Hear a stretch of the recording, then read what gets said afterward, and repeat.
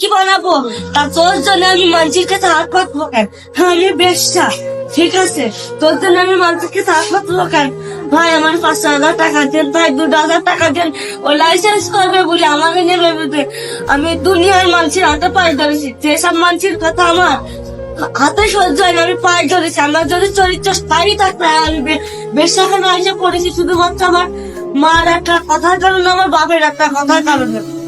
হ্যাঁ, আমি আগে বিবাহিত ছিলাম, মেয়ে দিয়ে দিছি, ছেড়ে দিছি, কিন্তু তাই তো বললাম না না না না, আমি তোরেই ভালোবাসি আর তোরেই ভালোবাসে যাবো। তুই চিন্তা করিস না, আমি ওই তাহলে রাস্তায় রাস্তায় বিক্রি পাবো, ওর জন্য বসে থাকবো। তুই একটা তোর উচিত হয়নি, তোরে চাকু দিয়ে মারা তোর উচিত হয়নি।